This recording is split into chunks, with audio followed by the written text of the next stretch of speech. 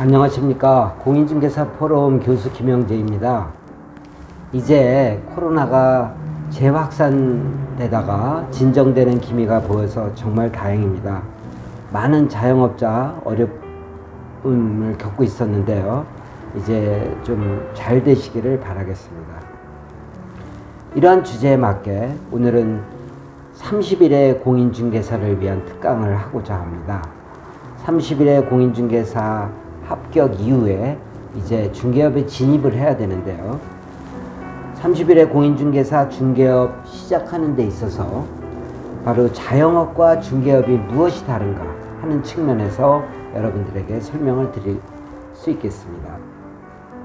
그러면 잠시 후에 중개업과 자영업 무엇이 다른가에 대해서 한번 검토해 보기로 하겠습니다. 이것은 대단히 중요합니다. 왜냐하면 우리는 일반 자영업은 아닙니다. 그렇다고 해서 자영업의 요소가 없지는 않습니다. 이러한 것을 아는 것은 중개업 진입하는데, 시작하는데 도움이 될 것입니다. 잠시 후에 뵙겠습니다. 감사합니다.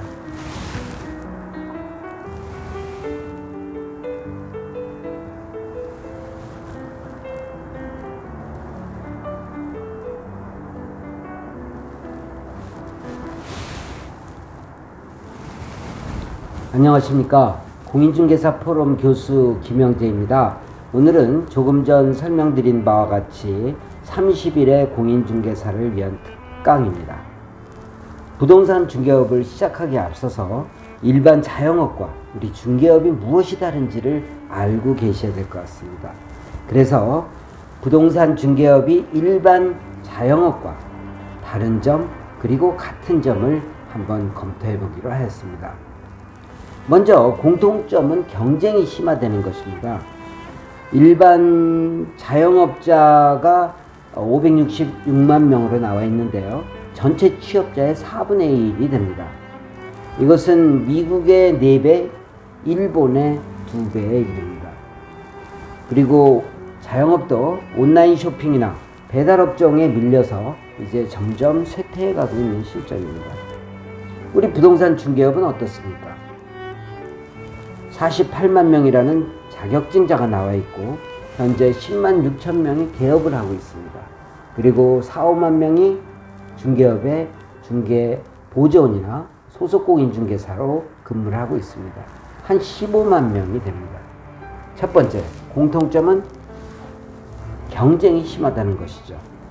그래서 점점 중개사는 많아지고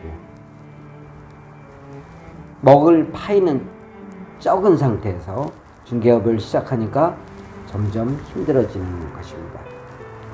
일반 서비스 분야 퇴직자들이 계속 늘어나고 있죠. 또 20, 30대들이 취업을 할 예정입니다. 그죠? 중개업에 진입해서 그걸 취업의 수단으로 삼는 거죠. 또 거래가 점점 부동산 가격이 올라가면서 거래가 점점 감소합니다. 그리고 이번 정권의 주로 대책이 거래를 감소시키기 위한 대책이기 때문에 점점 경쟁이 심할 수밖에 없습니다.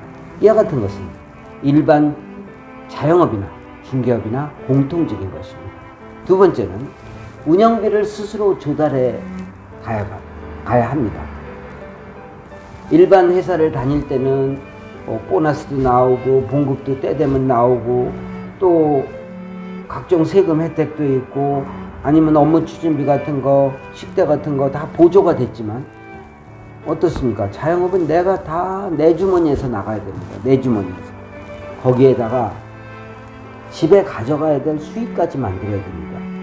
그러니 경비, 관리비, 집에 갖고 갈 수익 이런 걸 계산한다면 매출이 그대로 내 수입이 아니라는 겁니다. 그렇기 때문에 운영비의 상당 부분이 지출로 빠져나간 상태에서 수입을 만들어낸다는 것은 대단히 어려운 일입니다. 세 번째는 점포 운영의 노하우가 있어야 된다는 것입니다. 일반 자영업이나 중개업이나 보면 점포 운영에 대한 노하우 없이 특색 없이 남 쫓아가서 해서는 안 됩니다. 특히 차별화가 돼야 됩니다. 음식 맛에 있어서, 품질에 있어서 차별화가 되든지 아니면 마케팅 능력이 뛰어나야 됩니다. 인스타그램이나 블로그나 카페나 홈페이지나 각종 마케팅 능력을 발휘하지 않으면 생존할 수 없다는 것도 중개업과 일반 자영업의 공통점입니다. 마지막으로 소자본의 영업이 가능하다는 것입니다. 중개업도 일반 자영업도 아주 적은 돈으로 할 수도 있고 또 큰 돈으로도 할 수도 있습니다. 그러나 소자본 영업이 많죠. 이 소자본 영업이 많기 때문에 결국은 경쟁력이 떨어지고 영세한 점포가 많아서 폐업이 늘어날 수밖에 없는 구조입니다. 실제로 공인중개사 사무실은 1년에 16,000개 내지 17,000개의 폐업에 달합니다. 그렇다면 부동산 중개업은 일반 자영업과 이러한 공통점만 있습니까? 그렇지 않습니다. 부동산 중개업은 제가 7가지로 한번 구분해 보았습니다. 첫 번째는 매장 면적에 비해서 권리금과 월세가 비쌉니다. 한 4평짜리도 있을 수 있겠지만 보통 6평에서 한 10평 정도는 되죠. 근데 월세는 한 100에서 300 정도가 일반적입니다. 신축 건물은 더 비쌀 수 있고요. 그리고 비싼 거는 500에서 1000에 이릅니다. 이렇게 월세가 비싸고 더구나 권리금은 회원제라고 하는 어떤 카르텔을 형성한 회원제라고 하는 데선 더욱 비쌉니다. 옆에 미자원 권리금은 2,000인데 똑같은 조건에서 6,000, 7,000을 부르게 됩니다. 이와 같은 회원제라는 특성 때문에 권리금이 현격하게 차이가 나는 게 부동산 사무실의 특징입니다. 그 다음에 두 번째는 인건비, 재료비 면에서는 유리합니다. 일반 자영업은 인건비가 많이 나가죠. 직원을 많이 고용해야 되면 월급으로 많이 나가야 됩니다. 그리고 또 재료가 막 쌓이게 되죠. 재고가 쌓이게 됩니다. 근데 우리는 그런 게 없죠. 재고가 쌓일 일이 없죠. 그 다음에 직원도 봉급을 주는 경우도 있지만 아주 드뭅니다. 거의 자기가 뛴 대로 먹는, 뛴 대로 배분해가는 비유제입니다. 소위 말하는 인센티브 제도라고 볼 수 있습니다. 인센티브 제도를 하기 때문에 우리는 어떻습니까? 비용 측면에서 지출이 그래도 비교적 다른 자영업에 비해서 적다고 할 수 있겠습니다. 세 번째는 모든 지역에 적용되는 체계적인 매뉴얼이 없습니다.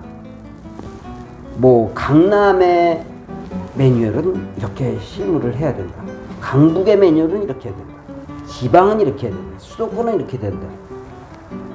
마케팅은 이렇게 해야 되고 실무는 이렇게 해야 되고 상담은 이렇게 해야 되고 이런 게 없습니다. 지역에 맞게 자기 스스로가 깨닫는 수밖에 없습니다. 물론 어떤 기초 매뉴얼은 있을 수 있겠죠. 개론 정도의 매뉴얼은 있을 수 있겠지만 강론으로 들어가서 그 동네 가서 자기가 적응하면서 거기에서 자기 나름대로의 매뉴얼을 스스로 만들어내지 않으면 안 되는 직업입니다. 네 번째, 일반 자영업은 물건을 판매하는 판매인 경우가 많습니다. 물건을 판매합니다. 그런데 우리는 인격을 판매합니다. 고가의 자산을 맡기면서 그 사람이 사라고 그런다고 해서 사고 하라고 그런다고 해서 하고 그렇지 않죠. 충분한 설득과 설명 자료와 모든 내용을 참고로 해서 결정을 하는 것입니다. 그렇다면 내 인격을 팔아야 됩니다. 나라는 사람이 믿을 만한 사람이다. 당신이 나를 믿어도 된다 하는 그런 신뢰의 사인을 보내지 않으면 안 되고 그 사람이 또 그걸 받아들여야 됩니다. 그렇기 때문에 단순 판매와 부동산 중개업은 구분되는 것입니다. 다섯 번째, 업무 지시하는 주체가 없습니다. 물론 세세하게 이렇게 하세요 하고 해주는 대표나 소속공인중개사도 있을 수 있겠지만 대부분은 알아서 하는 겁니다. 알아서 기는 겁니다. 누구 지시가 없어요. 고객관리, 또 물건관리, 그리고 계약서 작성 이런 모든 스스로 만들어내야 됩니다. 도움은 줄 수 있겠지만 내 스스로가 모든 것을 개척해 나가야 되는 그런 환경입니다. 그런 중개 환경 속에서 살아남으려면 노력을 무지하게 해야 됩니다. 다음으로 6번째는 인맥 관리를 잘하는 중개업입니다. 중개업이 필요합니다. 내가 한번 계약했던 손님, 한번 방문했던 손님, 또 나하고 거래했던 중개업자, 또 새로운 중개업자, 새로운 손님, 이러한 네트워크를 잘 관리해야 됩니다. 그렇지 않으면 한번 계약하고 끝나는 겁니다. 그럼 또 맨 땅에 헤딩해야 되고. 그렇지 않죠? 계속 관리를 해나가야 됩니다. 얼마나 관리를 잘하느냐, 얼마나 인간적으로 부침성 있게 하느냐, 얼마나 부침성 있게만 하는 게 아니라 전문가로서의 내가 실력을 보여주느냐에 따라서 중개업은 성공할 수 있습니다. 일반 자영업은 어떻습니까? 그런 인맥 관리가 필요 없는 경우가 많죠. 오는 손님만 잘해주면 되고 판매만 잘하면 되니까요. 마지막으로 중개 수입이 일정치 않습니다. 성수기와 비수기라는 게 있어서 아주 수입이 현격하게 차이가 납니다. 말하자면 비수기 때는 손가락 빨아야 되고 성수기 때는 돈이 넘쳐서 이거 뭐 하고 싶은 거 많죠. 그죠? 그러나 우리는 성수기 때라고 해서 돈을 펑펑 써야 되는 직업도 아니고 비수기라고 해서 돈을 대출 받아서 쓰고 마이너스 통장 받아서 쓰고 이런 직업이 아닙니다. 성수기 때 벌어서 비수기 때 잘 관리하고 비수기 때 모자라는 돈을 성수기 때 또 보충하고 또 비수기를 위해서 성수기 때 더욱 노력해서 수입을 증가시키고 이런 직업입니다. 우리가 월봉 얼마 개념이 아니라 연봉 얼마라는 개념이 바로 이러한 것입니다. 그렇습니다. 일반 중개업, 일반 자영업과는 우리 부동산 중개업은 틀립니다. 확실히 틀리는 측면을 우리는 알고 있어야 됩니다. 그냥 자영업 하듯이 가만히 앉아서 기다리면 손님이 와서 계약서 쓴다고 생각하면 큰 오산입니다. 노력하고 또 노력하고 관리하고 또 관리한다면 중개업에서의 30일의 중개사 여러분들은 성공할 것입니다. 저는 확신합니다. 감사합니다. 오늘 여기까지 강의하겠습니다. 감사합니다.